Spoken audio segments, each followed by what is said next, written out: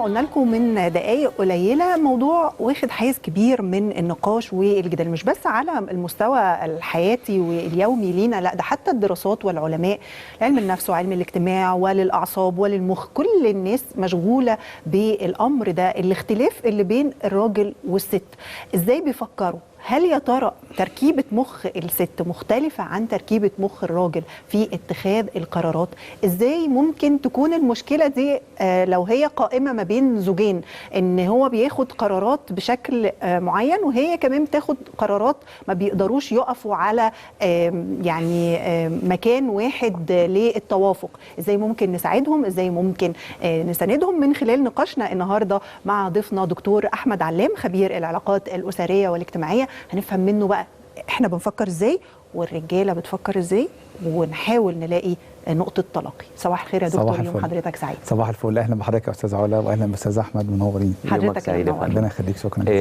قبل ما نتكلم في الاسباب، هل فعلا القرارات بالنسبه للست تختلف عند قرارات عند الراجل؟ مين فيهم هو الافضل؟ بعد كده هنتكلم عن السبب. طبعا اكيد حته الافضل ما فيش حاجه اسمها حد افضل، لكن القرارات بتختلف عندهم منهم من بعض، علشان في الجينات بتاعتهم مختلفه، التركيبه الدماغيه مختلفه، فبالتالي بيخليني ان انا اطلع قرارات مختلفه. كمان تعريفهم للاشياء، مفاهيم الاشياء بالنسبه للرجل غير مفاهيمها بالنسبه للمراه. يعني مثلا مفهومه عن الحب، مفهومه عن الاهتمام، مفهومه عن مثلا الحنيه، ممكن كل حد بيشوفها بطريقه مختلفه عن الاخر كرجل او كامراه. فبالتالي عشان كده القرارات بتاعتهم ممكن تبقى مختلفة، بس مش معناها ان هي تبقى فيها خلاف. يعني الاختلاف حاجة وان احنا نبقى مختلفين شوية، ولكن في الاخر ناخد القرار الانسب بين احنا الاثنين. ربنا عز وجل لما جعل هذه الاشياء في الرجل وفي المرأة مش عشان هم يتضاربوا مع بعض، بالعكس عشان يكملوا بعض، عشان انا اشوف ببعد معين وهي تشوف ببعد اخر، فنستطيع ان احنا نكمل بعض. انما احنا عملناها بقى مفاهيم مختلفة وخناقات ومشاكل وكده. طب حضرتك وضح لنا ازاي العقل الست بيفكر وازاي عقل الراجل بيفكر في اتخاذ القرارات. انا هوضح ده من خلال 5 اختلافات اساسية، اختلافات كتيرة بس احنا نقول ال5 الاساسيين بالنسبة للرجل والمرأة. فلما المرأة تفهم ان دي تفكير الرجل والرجل يفهم ده تفكير المرأة، هيعرفوا يتعاملوا مع بعض. اول حاجه نظره الرجل عقليه للامور، اما نظره المراه يعني الرجل عقلاني، يقول الرجل عقلاني وثابت، اما المراه عاطفيه ومتغيره. الناس هتقول عقلاني يعني المراه مش عاقله، لا، عقلاني يعني بيحكم العقل عن العاطفه. طب المراه عاطفيه متغيره لان من شيمه العواطف التغيير. فايه هي العواطف؟ العواطف تشمل الحب وتشمل الكره، عشان بس ما تفتكرش ان هي الحب بس، وتشمل السعاده وتشمل الحزن وتشمل الغيره وتشمل الملل وتشمل الزهق، حاجات كتيره جدا اسمها العواطف. فالمراه العاطفه عندها هي بتغلب اكتر من عاطفه الرجل. طب بتغلب بقد ايه؟ 8 اضعاف الرجل. فبالتالي الست مثلا ممكن تزعل على حاجه، نقول مثلا 8 ايام، الرجل يزعل عليها يوم، هي تقول له انت مستهتر وهو يقول لها انت نكديه، لا هي نكديه ولا هو مستهتر، انما هي طبيعتها كده. بعد شويه بتاخد. حتى كمان هنقول له لا، ما هي بس مش في الحزن، ما هي في السعاده وفي الحب، هتديك الحب 8 اضعاف ما انت هتعرف تديه.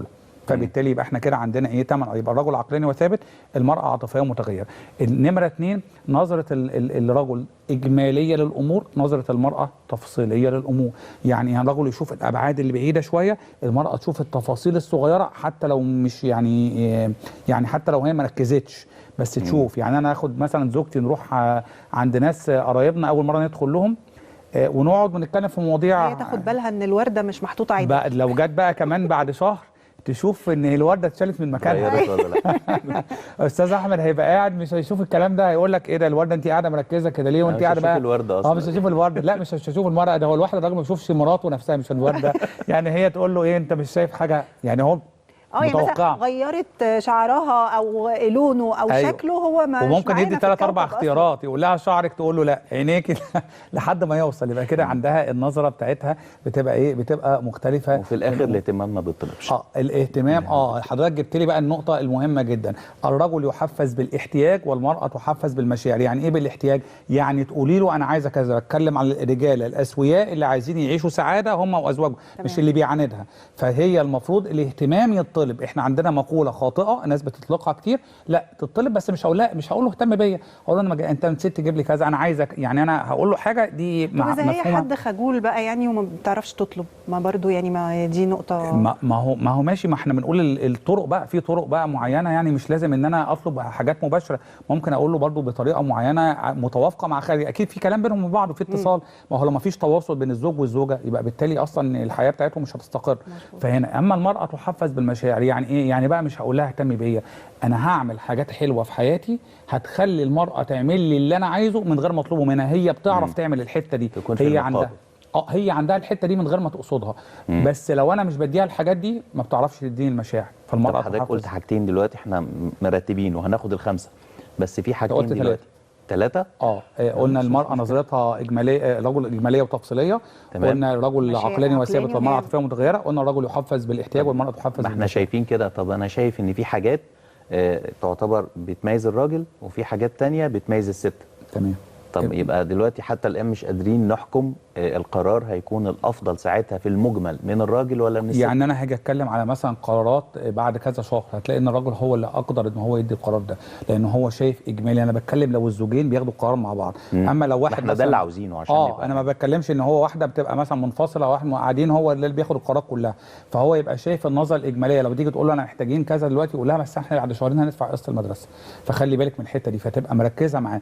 أما الحاجات التفاصيل الصغيرة، بس تفاصيل الفلوس دي الست اكثر عقلانيه. في رجاله اصرف ما في الجيب ما احنا هنا بنقول ان احنا ونلاقي ساعه مصاريف المدرسه ما فيش اصلا. ما احنا عشان كده بنقول ان احنا عندنا من 5 ل 10% مش بينطبق عليهم اي حاجه علميه احنا بنقولها في اي حاجه. يعني كل الامور العلميه اللي احنا بنقولها والدراسات لما بتيجي دايما نقول نجنب 5 ل 10% من دول الاشخاص. كاسبين القواعد. لا لان في عوامل اخرى ايضا، يعني غير الجوانب العلميه دي، في عوامل اخرى بتؤثر على اتخاذ القرارات، يعني التنشئه، الخبرات السابقه، كل الحاجات دي. طبعا دي حاجات ممكن يكون في مؤثرات. عشان كده بنقول حتى مثلا ايه، واحد وهو عصبي، واحد وهو غضبان ما ياخدش قرارات في الوقت ده، لان دي ممكن تؤثر على اتخاذ القرار بتاعه. فيبقى هنا بقى ولا عقلاني ولا حاجه، ممكن ياخد قرار ما فيش فيه ريحه العقل علشان هو متعصب او مدفوع بحاجه معينه، شيء بيعمل له يعني ستريس او حاجه زي كده. نمرة 4 بقى. نمرة 4 ان المراه تستطيع ان هي تعمل اكتر من حاجه في نفس الوقت بنفس التركيز. يعني تقدر ان هي مثلا ايه، تبقى بتتكلم في التليفون دايما حاطاه كده ما تعرفش بتحطه ازاي. لسه كنا بنقول مش عارف تحطوا الحته دي. حاولت اجربها حتى لما بلبس حاجه ما بتجيش. لا دي ليها مهارات. والله انا جربتها ما عرفتش برضه. طيب فتلاقيها حاطاه كده وبتغسل وحاطه حاجه على النار ومش عارف واخده بالها من الولاد ومركزه. لو جوزها بيعمل حاجه شغل وناسي حاجه تقول له ده انت ناسي كذا. وهو بقى مامتها بعد الشر تعبانه وعايزه توديها للدكتور، فهتعرف توديها للدكتور في الوقت بعد ما تخلص. منه وحاطط حاجه مش في مكانها، حط كذا لو سمحت. صح. وفي نفس الوقت هو بقى لو حد اتحط مكانها يعني هيتكلم في التليفون ويسلق البيض على النار، البيض هيتحرق او هيبوظ كده. فهو مش عارف يركز في الحاجتين الا بقى مع مهارات معينه بنقول، ومع التكرار يكون الراجل بقى عايش لوحده طول الوقت بيعرف يتعامل والكلام ده كله. انما في الاعتماديه معاه كده. كمان المراه بقى بيبان عليها ده بقى نمره 5 ان هي المراه عندها حته ان الانفعالات بتبان عليها اكتر من الرجل. يعني انا دلوقتي كرجل مثلا هنفترض ان انا جاي لي قاعد بتخانق مع زوجتي، ان شاء الله يعني ربنا ما يجيبش خناقه، بس بتخانق مع زوجتي، تمام؟ فجالي تليفون من الشغل، هعمل ايه بقى؟ الرجل عنده زي ادراج بيقفل الدرج او فايلز، بيقفل الدرج. هقفل درج الخناقه وانا لسه فيها، هقفله وافتح درج الشغل، فهرد على المدير بتاعي واتكلم معاه كويس، واقفل وارجع اتخانق واكمل خناقه. وبعدين يجي لي موبايل صاحبي هيتفرج على الماتش بقى بتاع مش عارف كاس الامم، هننزل نتفرج عليه على الكافيه تحت، اروح قافل ومكلم صاحبي ايوه يا باشا مش عارف واتكلم كل الادراج يعني. هعرف اقفل وبعد كده ممكن انزل بقى ولا نكمل خناقه بعدين. المراه بقى في نفس الخناقه دي مثلا والدتها هتكلمها في التليفون او صاحبتها، اول ما هتقول لها الو هتقول لها مالك، ايه اللي حصل؟ ما بتعرفش تقفل الادراج دي، كله على بعضه، بنشبهها بالدولاب، كل حاجه على بعضها ما بتعرفش تقفل. طب دي حاجه وحشه ولا حلوه؟ كل ال5 حاجات اللي انا قلتهم لا هم وحشين ولا هم حلوين، هم حاجات طبيعه المراه وطبيعه الرجل، عشان المراه عندها مهمه في الحياه، الخلفه والحمل والكلام ده كله. لو قلنا الرجل النهارده تحمل مشاق الحمل والخلفه والكلام ده ما يقدرش يتحملها، المراه هي اللي تستطيع ان هي تتحمل هذا. ولذلك الرجل ممكن يشيل اوزان او حاجات اتقل، طبعا برضه في استثناءات، في ناس بتلعب كمال اجسام سيدات، بس في العادي يشيل، انما المراه تتحمل بقى الحاجات اللي هي الالام الاخرى بتاعه التعب والحمل. الرجل ممكن ما يقدرش يستطيع ان هو يتحمل. طيب التوافق ما بين اتنين بيبداوا علاقه اسريه احيانا وقت الخطوبه بتبقى العلاقات طيبه، وحتى لو مختلفين على هنجيب الترابيزه دي ولا هنجيب واحده تانية، فبنختلف شويه بس بنقدر نوصل لمرحله توافق. بعد الجواز بقى ما تعرفش المنطقه دي بتروح فين، احيانا بتهرب منهم هما الاثنين. المفروض في السنوات الاولى للزواج يعملوا ايه علشان يفضلوا لاقيين المنطقه المشتركه اللي يقفوا عندها لحل المشكلات واتخاذ القرارات السليمه اللي تخلي حياتهم دايما في سعاده؟ تمام. هنعمل شقين. شق في فتره الخطوبه، لازم نطول فتره الخطوبه اكتر فتره ممكنه علشان نستطيع ان احنا نفهم بعض كويس قبل ما احنا قبل ما ندخل على نتجنب التصنع. نعم، ونتجنب التصنع. التصنع والتجمل ده هو بيضرب الحياه في مقتل، لان انا هروح الاقي واحده انا مش عايزها. مع كثره معدلات الطلاق والخلافات الزوجيه هيبقى سهل على واحد يتخلى، فبالتالي بنقول لهم يا جماعه ما انا هلاقي نفسي مش هي دي، انا ما كنتش فاكر ان انا كده. ففي ناس كتيره جدا يروح منفصل. فاحنا عشان ما نوصلش لهذه الدرجه ما توريني نفسك من الاول، فانت توريني نفسك بانك ما تتجملش، وانا كمان عشان لو واحده هيتجمل او هيتصنع يبقى انا ادي فتره خطوبه طويله شويه وفيها لقاءات مستمره او فيها تواصل مستمر. تبقى حد هيقول لي طب تبقى قد ايه؟ يعني من 9 شهور لسنه، يعني ما تقلش، مش تزيد ماشي. تمام، انما ما تقلش. بس برضو لها الزياده لها حد، يعني ما تزيدش. ما نقعدش بقى نقعد 3 4 سنين والكلام ده، يعني مثلا نقول شهر ونص، اسف سنه ونص. الكلام ده كله خلاص في تواصل وبنتعرف.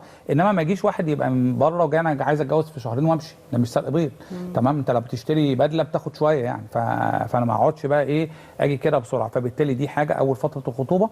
ثانيا الاتفاق على ان احنا قراراتنا المصيريه وقراراتنا المهمه يا ريت يا جماعه ما تاخدوهاش في اول سنه. خلاص احنا خدناها، احنا لسه مخطوبين وداخلين على جواز. بلاش بقى تغيير القرارات المصيريه كل شويه، هو ده اللي بيعمل مشاكل. لان القرارات الطبيعيه ماشي، بنغير هنا، بنعمل حاجه، كنا هنخرج ما خرجناش، ده كلام طبيعي.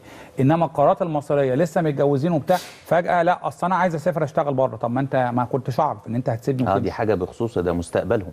فجاه انت ما قلتليش الكلام ده، لا ما جات لي فرصه. طب انت كنت تقول ان انت عندك استعداد من الاول، طب هتاخدني معاك؟ لا هسيبك. طيب الست لا ده انا عايزه مثلا اكمل دراسات عليا، ده الكلام ده بيحصل في ثالث شهر رابع شهر.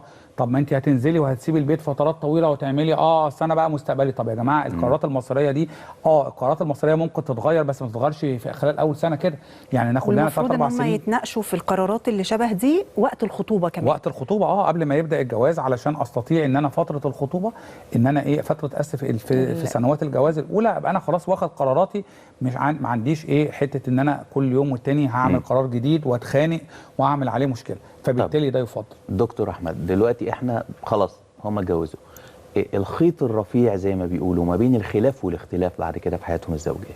الخيط هو الاختلاف ده، احنا قلنا ان سنه الحياه بينهم هم الاثنين ان الزوجين كده عندهم اختلافات في الاراء. اما الخلاف فانا بقى اتشدد في رايي واخد لحد اخر مرحله واوصل بعد كده ان انا ادخل في خلافات بقى والصدامات العنيفه. الصدامات العنيفه دي مش مطلوبه، لانها في الاخر بتؤدي الى طبعا المشكلات تفضل متزايده طول الوقت. واحنا عندنا كمان ضاف على الخلافات العنيفه استخدام بعض الاشياء اللي ما كانتش موجوده بكثره زمان، زي حته العنف الاسري. اصبح فيه عنف، فانا لما بختلف لا احنا بنقول الخلاف في الراي لا يفسد للود قضيه، ساعات مع الازواج بيفسد قضايا كتير. فبالتالي انا عندي ان احنا مختلفين عن بعض، تمام، ان احنا جينيا مختلفين وفكريا والكلام ده كله، ولكن في الاخر مختلفين عشان نوحد الفكره بتاعتنا وما نبقاش ان احنا في خلافات كبيره جدا. فبالتالي دايما يبقى الخلاف يؤدي في الاخر ان احنا عندنا الاختلاف عندنا افكار متعدده، مش عشان نقعد نصطدم ببعض وانا ابقى فاهم طبيعتها بقى، انت فاهم ان هي طريقتها كده وهي فاهمه طريقتك كده، فخلاص نعرف نتعامل مع بعض شويه. طب دكتور احمد، وقت الخطوبه احيانا ما بنبقاش لسه خبراتنا مش كبيره قوي والمواقف بتكون ايضا بسيطه، لكن حضرتك قلت انه لازم يعني ندرك ان اختياراتنا او قراراتنا في عوامل بتحددها، لكن ايضا في مؤثرات. طبعا ازاي والمؤثرات دي موجوده انا اقدر افهم اللي قصادي وافهم الاختلاف اللي ما بيني وبينه واتقبله، ولو مش هقدر اتقبله اعمل ايه؟ طبعا المؤثرات بتيجي من خلال من خلال الاهل، من خلال الظروف اللي بتحصل كل شويه. ما هو ده انا بقول ده تجربه حياتيه مبدئيه قبل الجواز بتخلينا ان احنا المؤثرات دي هتبين لي اللي قدامي ساعه الخلافات وساعه القرارات هيبقى عامل ازاي. فبالتالي انا برحب بالمؤثرات اللي حضرتك بتقولي عليها دي عشان اشوف التاني على حقيقته وكل واحد يشوف شريك حياته على حقيقته. لان احنا عندنا حاجه مهمه جدا يا استاذ علا واستاذ احمد، ايه هي؟ ان احنا عندنا كل اللي انا بحكيه في فتره الخطوبه ده لا يشكل سوى 50% من اللي هيحصل بعد الجواز. انا لسه في حياه تانية ما شفتهاش، احنا ما شفناش بعض في بيت واحد، هنعمل ازاي؟ احنا طبعا بنتكلم عن المجتمعات الشرقيه والاسلاميه والمسيحيه، الديانات، ان احنا عمرنا ما هننفع ندخل بيت مع بعض غير واحنا متجوزين. فبالتالي انا ما شفتش زوجتي دي لما بتصحى من النوم هي طول الوقت برضو لابسه لي لبس حلو واحنا مخطوبين، انا هروح لابس البدله الحلوه بتاعتي ولا مش عارف عامل ازاي وراجع، غير لما تشوفني بقى وانا راجع تعبان من الشغل ومش طايق مش عايز اكلم حد، صحي من النوم الصبح هيتقفل علينا بيت واحد، بيبقى في خلافات بتبدا من اول ايه؟ من اول الدولاب، انا محتاجه انت حاجتي كتيره وانا حاجتي من اول هننام الناحيه دي ولا الناحيه دي، يمين وشمال. فبالتالي بنشوف من اول انا بصحى الصبح ما حدش حد يكلمني، طب انت يا عم ما قلتلاش الكلام ده من الاول ليه؟ ما هي برضه هتخش. فبالتالي انا برحب بالظروف المحيطه والمؤثرات عشان اشوف هل الاهل ليهم دور كبير في حياه الرجل ده او السيده دي ولا عادي هيعرف يتعامل. طب هل الاهل عقلانيين ولا هياخدوا دايما حكايه بتاعت في صف بنتهم. خلي بال حضرتك خلي بال حضرتك كمان ان احنا عندنا بالنسبه لمعدلات الطلاق عندنا 13% من المطلقين بيتطلقوا بسبب تدخل الاهل في الحياه الزوجيه بطريقتين، يا اما يفرضوا اوامرهم وتصرفاتهم عليهم، يا اما كانوا بيدخلوا عشان يصلحوا فهم اللي بدل ما يصلحوا الامور بتتفاقم 7% اهل الزوجه و6% اهل الزوج، بيشكلوا في الاخر عندنا 13%. تمام. طيب احنا عندنا هنا خلينا لسه في الخطوبه، مرحله الخطوبه. خلاص ماشي. في مشكله برضه بقى مع بعض خلاص هنبقى نشوف الجواز بعدين. ايوه دلوقتي هم مخطوبين، في مشكله كنا لسه بنتكلم فيها قريب كمان في حلقه، تقول لك والله او يقول لك يعني الاثنين هتتغير او هيتغير بعد الجواز، رقم واحد. رقم اتنين يقول لك اصل انا بحبها فهتحمل المشكله دي او يعني هتجاوز عنها. رأي حضرتك فيه؟ رأيي أول حاجة نسبة التغير، أنا قلتها كتير على فكرة وأقولها تاني، نسبة التغير بعد الزواج 3% فقط حسب آخر إحصائيات اتعملت أو دراسات اتعملت عن هذا الأمر في إحدى الجامعات البريطانية. والتغير مش في الحاجات الأساسية في شخصية الشخص؟ لا مش كل حاجة، ممكن يتغير حاجات يعني ممكن كل الشخصية. و3% أصلا يا أستاذ علا نسبة لا تذكر. يعني إيه لما كل 100 واحد هتغير منهم؟ مش عرفني إن يطلع 3 دي، يعني ما تقولش حاجة. يعني هو ممكن يوافق يتنازل عن إن هو مثلا ينام في الضلمة ولا ينام بس في حاجة كده بسيطة. فبالتالي ما تتوقعوش عايزها زي مامتك ماشي، ما تتجوزهاش هي مختلفه وبعد كده خد واحده زي ماما. خد بنت خالتك عايزها خد حاجه زي كده. عايزاه مثلا رومانسي، ما تقوليش هو كده بس هو بعد الجواز هيبقى رومانسي، لا ما هو خديه من الاول رومانسي، بيحب الحاجات بتاعتك انت، بتحب الورد والمشاعر والحاجات الروايات اللي مش عارف الغراميه والكلام ده كله، خديه من الاول وهو كده، يبقى نسبه من الاخر مش لسه هنغير يعني. مش هنغير، يبقى انت نسبه التغير كده. طب هي في دراسات بتقيس ان السنوات الخلاف الاوليه في الزواج لها مثلا نسب معينه؟ يعني مثلا بيتقال في اول 5 سنين مثلا مشاكل بتكون اول سنه او هو سنتين. كل الكلام على اول سنه. في بقى حكايه الهرشه السبعه والكلام ده كله، ده اتعملت عن كتاب، هو كتاب مش دراسه، كتاب اتعمل في الخارج، ما بيتكلمش خالص عن الدول الشرقيه ولا عننا. هو كتاب اتعمل قال ان بعد 7 سنين من الجواز بيحصل كذا، وبناء على يعني كاتبه الكتاب بيحصل عندها ان جالها حالات يعني استشارات وحاجات عن هذا الامر، فهي شكلت وجدانها او شكلت افكارها ان بعد السنه السابعه او السنه السابعه لو عديناها الدنيا هتعدي بسلام. دي الحاجه الوحيده اللي معموله عن السنه السابعه. اما كل الكلام بيتكلم عن سنه اولى جواز. سنه اولى جواز هي اللي فيها نسبه الخلاف الاكبر وفيها نسبه الطلاق الاكبر وفيها نسبه الانفصال الاكبر، وهي اللي بتشكل بعد كده حاجات كتيره جدا في الجواز هيمشي ازاي. يعني نص اللي بيطلقوا في السنه الاولى من الزواج، بيطلقوا رغم ان احنا لسه جايبين بقى البيت والعفش واخدين قرض وعاملين جمعيه والكلام ده كله وداخلين ومكبلين بكل هذا الامر، ورغم كده نقول مش هنقدر نكمل مع بعض. حتى لانهم ما قروش شخصيات بعض وما فهموش بعض، ما عملوش كل الحاجات اللي احنا قلناها. وعايز اقول على حاجه بالنسبه لفتره الخطوبه كمان سريعا يا دكتور. خلاص احنا كده هنخلص للاسف ده بس لازم هيكون لنا لقاء تاني ان شاء الله. طول الفتره دي بنتكلم في الخطوبه لسه احنا لسه بنسخن يعني. عامه احنا حضرتك كنت سالتني حاجه غير حكايه اللي هي الاختلافات. هتحمله عشان بحبه مثلا. هتحمله عشان بحبه. ده الكلام ده كله بعد الجواز حضرتك تعرف كم واحد اتجوزوا وهم بيحبوا بعض؟ واتطلقوا وهم بيحبوا بعض برضه، فبالتالي مفيش حاجه اسمها اتجوزوا عشان بحبه هتحمله، ما تتحملوش من ادم في الخطوبه. بنشكر حضرتك جدا دكتور احمد علام الاستشاري الكبير على وجود حضرتك معانا وعلى معلوماتك. شكرا جزيلا لحضرتك، يوم سعيد ان شاء الله. شكرا جزيلا.